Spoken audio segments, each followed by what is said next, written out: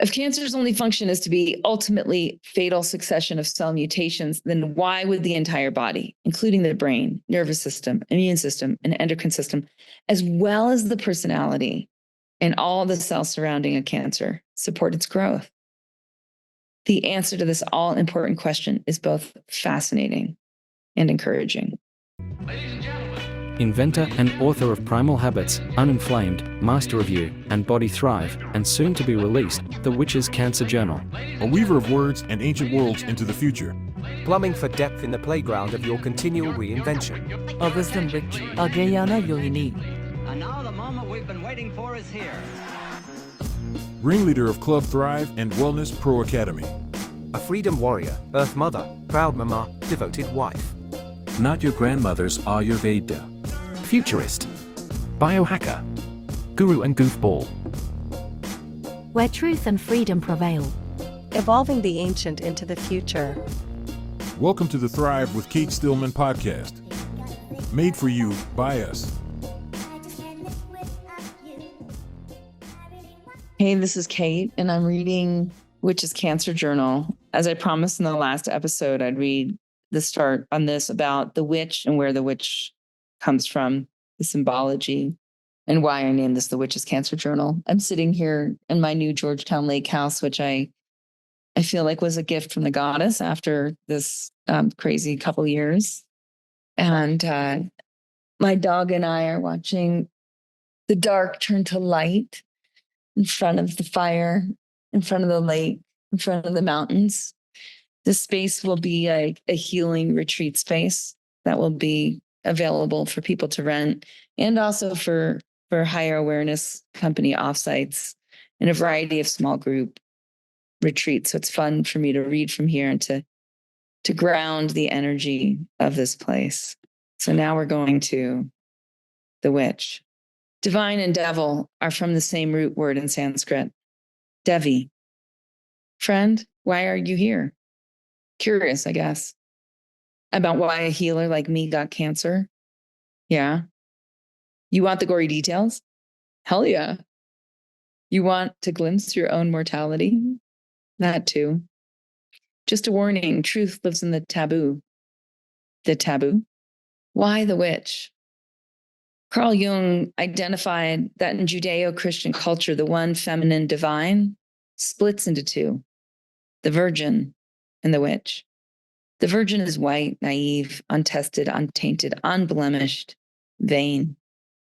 The virgin is a good girl, never questioning the rules of culture that bind her to knowing only half of herself. If not integrated with her inner witch, the virgin remains the distressed damsel. The witch is black from dried blood. She has been tested and humbled to earn wisdom.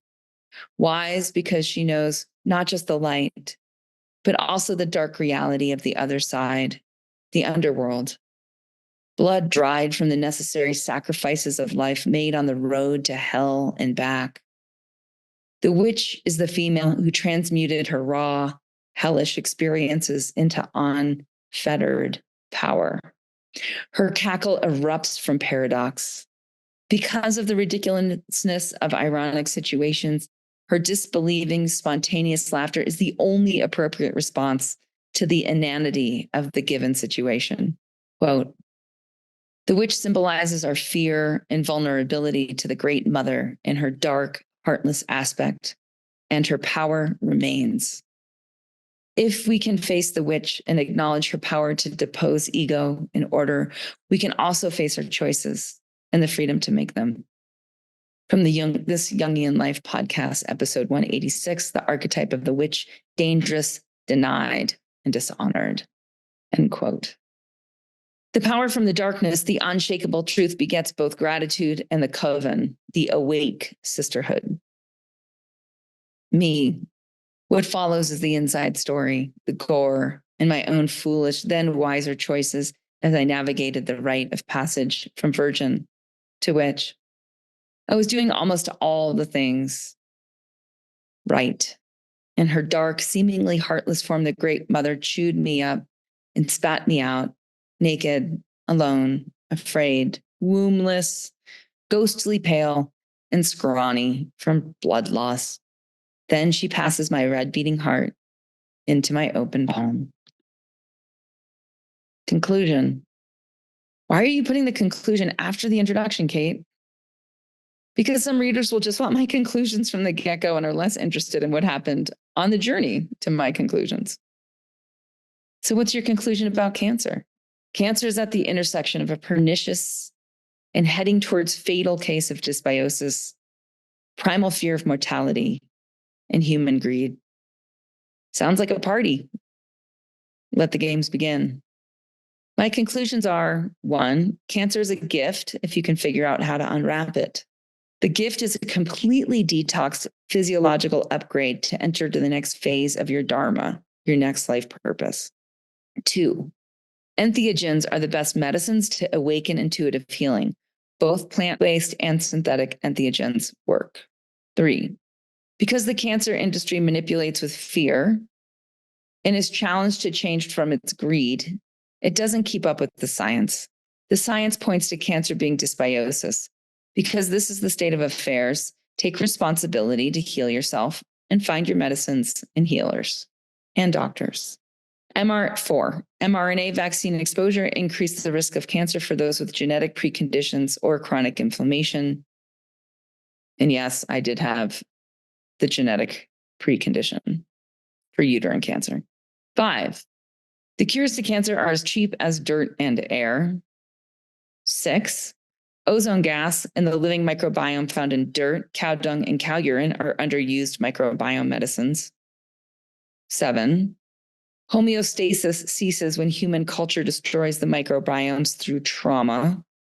Trauma starts with disrespect of the divine feminine and the instinct of birthing and attachment parenting, and drives a sense of separation that turns a citizen into a consumer.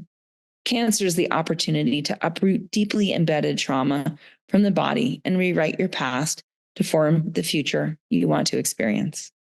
8, early detection sets off a nightmare of fear and invasive procedures, which destroy innate and adaptive immunity and weaken innate healing intelligence to renew the body.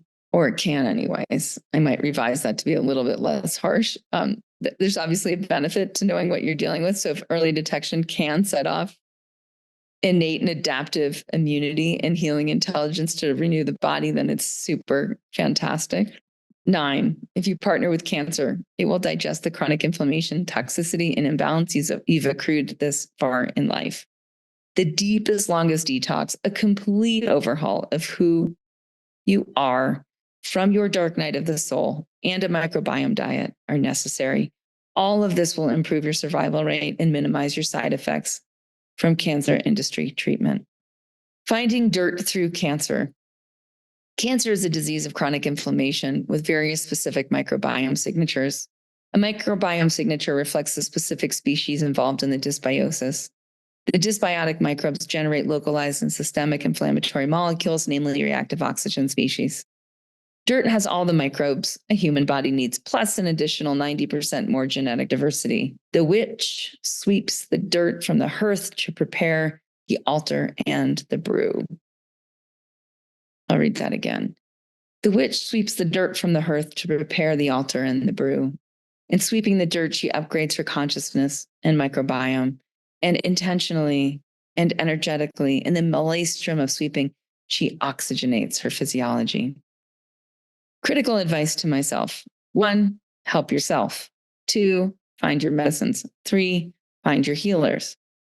Rodrigo, who I met in the Buddy System, which is a chapter about halfway through, is the one who kept encouraging me to help myself. Help yourself. Help yourself. Help yourself. I can still hear him say. Find your medicines is also a reminder that dosage and frequency are critical to getting results. Healers show up when you look. Healers come from the crevices of culture and may appear as practitioners, teachers, shamans, gurus, doctors, witches, and by many other names. My hit list. Here's what worked for me. Note: positive stressor habits lead to each other. Positive stressors, aka adversity habits, also feed off each other. 1, entheogens, the psychedelic category of medicines that awaken intuitive healing. 2, strict Microbiome diet with fermented foods, green juice, beans, and spices. All of this is laid out in a prior book I wrote called Primal Habits or Uninflamed. Both books have microbiome diet. 3, massage high quality dirt into your gums. 4, liver stone detox and coffee enemas. Get the stones out of your liver and out of your gallbladder. 5, urine therapy. You can see Primal Habits for urine therapy. 6, Cancer Revolution supplement protocol. It's from the book, The Cancer Revolution. And I have the supplement protocol at the end of this book. 7, infrared, PEMF, scalar life, and other frequency technologies. The frequency technologies right now are amazing in how they work directly with cancer. 8, nature therapy, whatever that means to you, like be nature, get in nature, expose yourself to the 5 elements all the time. Cryotherapy, number 9. I use a cast iron tub in my backyard, the creek, and cold showers 1 to 3 times daily. 10, intermittent fasting and fast mimicking diet quarterly or 4 times a year.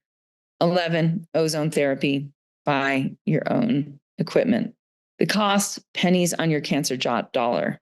What's with all the dirt? Dirt is the interaction of the dynamic fingerprint of the ecosystem. Dirt cleanses culture. What's with the gas? Ozone oxygenates. Remember, Earth, that's the dirt. And sky, that's the ozone. What I need to add in here, and it's good that I'm reading this to you, because what I need to add in here is that there's amazing cancer centers that I list in the back. There's amazing places that we list in catestillman.com/TMI that me or people in Club Thrive are recommending. So this is like an absolute citizen data user generated list. I went to the immunotherapy clinic in Tijuana, Mexico. There's so much amazing complementary medicine out there. So if you're or someone you're loving through their cancer journey is in more of a black and white allopathic FDA protocol experience, please know there's so many options. In Witches Cancer, I really go through what worked for me and some of my greater conclusions in that conclusions chapter. I'm not saying that you should only heal yourself. I hope you heard that in there. There's so many great healers out there. And for you to find, and for your people to find out what is out there, go on the journey. It's an exploration. This is not a cookie cutter. This is a path of deep awakening. Hey, it's Cate, and I am opening a fireside chat January 24th, 11 a.m. To sign up, go to catestillman.com/fireside, one word. So catestillman.com/FIRESIDE. So what's going to go down in this fireside chat? Well, you might want to take a nap while I read my book. You're crazy curious about my personal experiments for the past 18 months. You'd rather not have cancer, or you work with clients that have a scary diagnosis, or you have a scary diagnosis, or you want my takeaways from my Dance with Cancer, or you care about someone with cancer. Those are all really great reasons to come to the fireside chat. So catestillman.com/fireside. And that's how you sign up. Please share with people that you think should be there, whether they're wellness pros or whether they're people who have a scary diagnosis. And I'll see you then. Can't wait. Okay. And as promised, I'll read the epigraphs.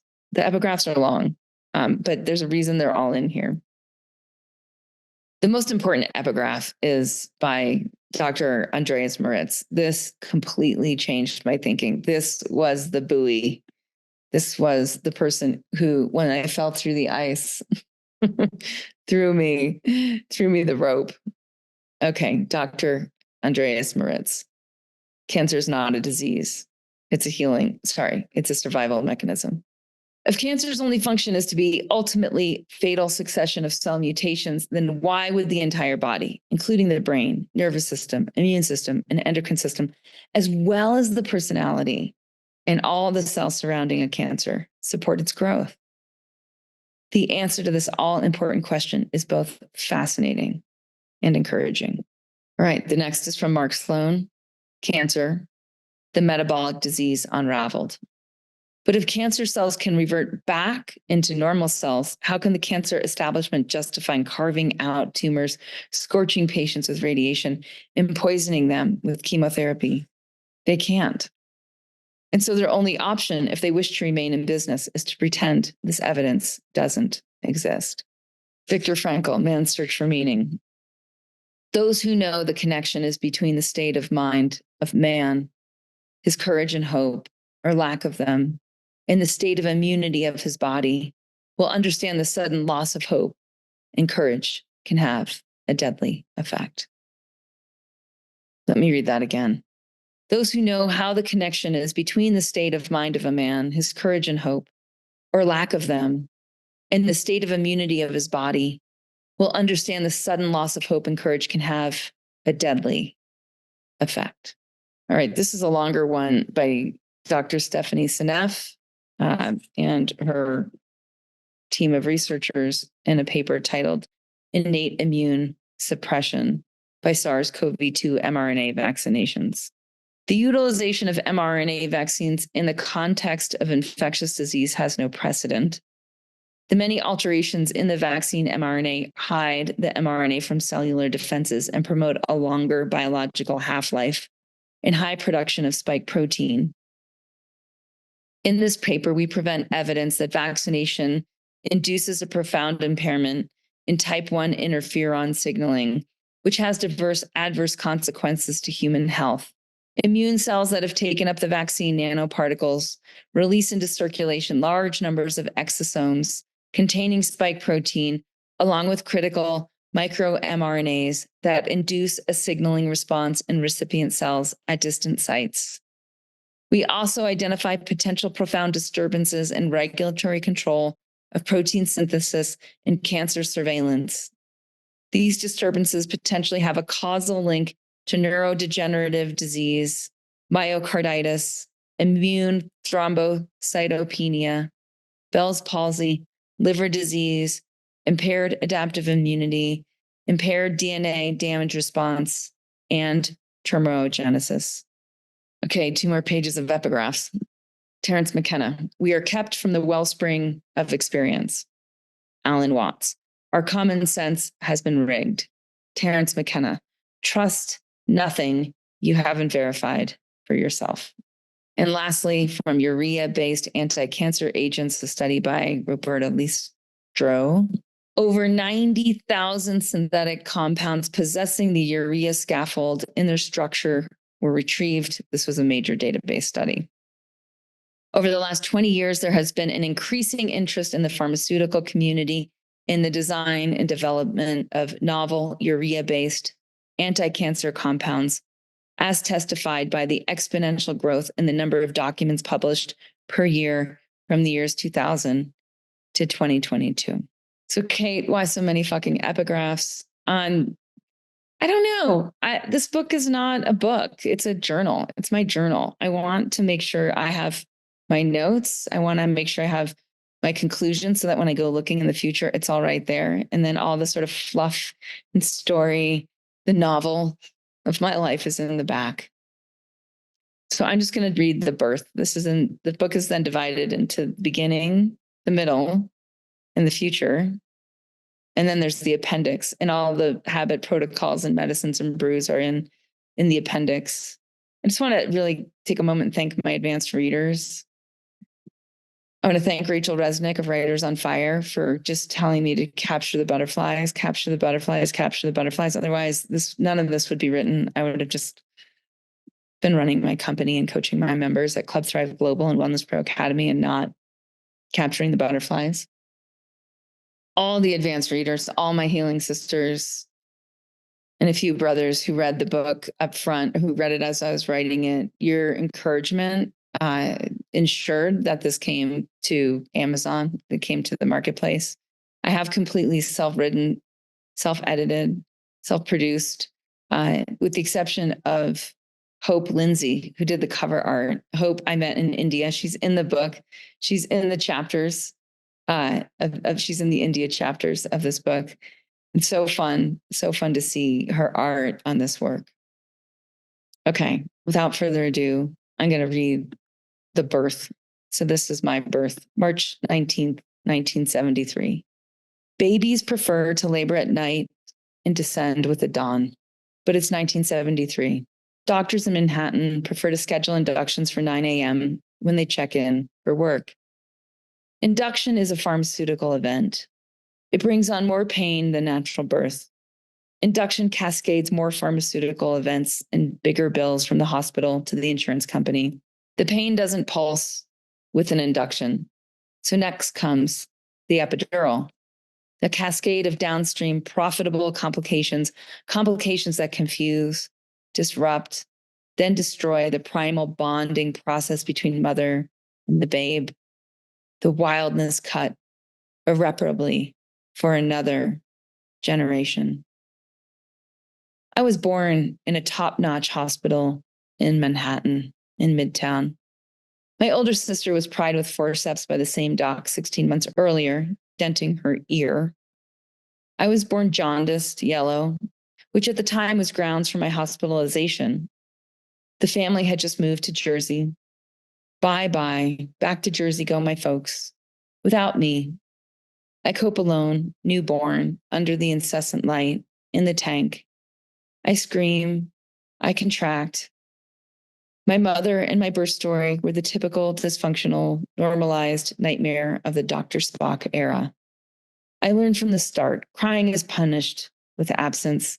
Crying does not bring me back to the body of my womb, even when we return home. My mother is available on her daytime schedule to care for my sister, 16 months older, and I. She is depleted from lack of wildness, not in her power. She is under the man's spell. Note, throughout the book, I refer to the social, political, economic elite that has control of healthcare in the United States as the man.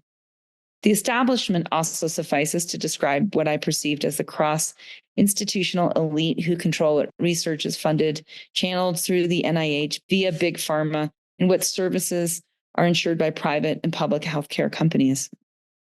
Quote, in sociology and political science, the term the establishment describes the dominant social group, the elite, who control a polity, an organization, or an institution. In the praxis of power, the establishment usually is a self-directing, self-selecting, closed elite entrenched with specific institutions. Hence, a relatively small social class can exercise all socio-political control.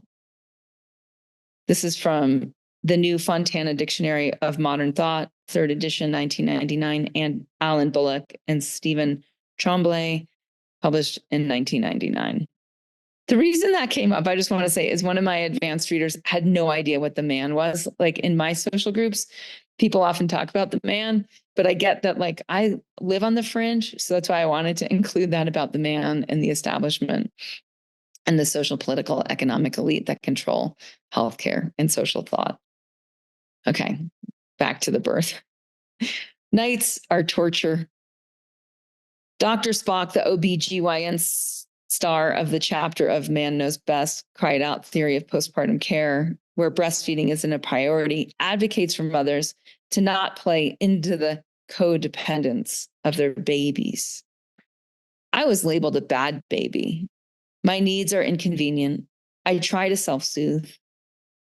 My favorite baby picture is when I'm 3 months old. I'm relaxed on my belly, propped up on my elbows, smiling. It's the last photo shoot before I show signs of chronic inflammation and chronic dysbiosis or microbiome failure. I can't digest the cream of wheat cereal I'm given in lieu of breast milk. I get puffy, bloated, constipated by 6 months. My nightmares involve being left behind and not being able to get my poop out. I default to hyper competence. So competent, I won't let my poop go. I conform to perform, to get attention. I fit in. I become a good girl, a virgin. I become essential so as not to be left behind. The pattern, the karma has taken root. I just want to say in closing on this chapter, I love my parents so dearly. I hold nothing against them in the choices that they made on birthing, parenting. I get that society is thick. culture is thick, the man, the establishment is trustworthy or appears to be trustworthy, and it just can have dire consequences. So I just want to end with that. No grudges held, no holds barred. Here we go. Thanks for listening. I also want to announce that I am doing a fireside chat. I believe it's on January 24th. We'll put the link directly into the show notes, and I'll make a little ad to put into these episodes so you can learn more about it. And thank you for buying the Witch's Cancer Journal, for buying it for your friends that have cancer, even the ones who this is going to be probably the most outrageous book they ever read about cancer. It might crack a window open into the power of them finding their healers, them finding their intuition, them finding their power, them having an experience of self-reinvention. And if you have cancer and you want to be with us in Club Thrive, we are taking people with cancer and with autoimmune issues and with scary diagnosis. We're happily taking you into our primal habits and strategic life design. It's so helpful to be with a powerful posse of people who can ground you in awakening your own intuitive healing power. So if you're interested in that, you can actually talk to me directly about it. Just send an email to info@clubthrive.global, and my people will get in touch with your people and we will talk. This is funny. I'm the witch who wrote the Cancer Journal, and I'm having a fireside chat. CateStillman.com, CateStillman.com/fireside. So what's this fireside chat about? Well, I found people have a lot of questions for me after both knowing I had cancer, Ayurveda and cancer, what to do with a scary diagnosis, working with clients with cancer, working with clients with scary diagnosis. People are just crazy curious about the experiments that I've run for the last 18 months and what I've learned and how I interpret that through Ayurveda and yoga and the lens of enlightenment, evolutionary enlightenment, and all the things. So that's all it is. It's kind of like an Ask Me Anything. I'm sitting way too close to the fire for this effect and getting way too hot. So yeah, it's hot by the fire. Come to the fireside chat. It'll be fun. CateStillman.com/fireside. Kate with a C.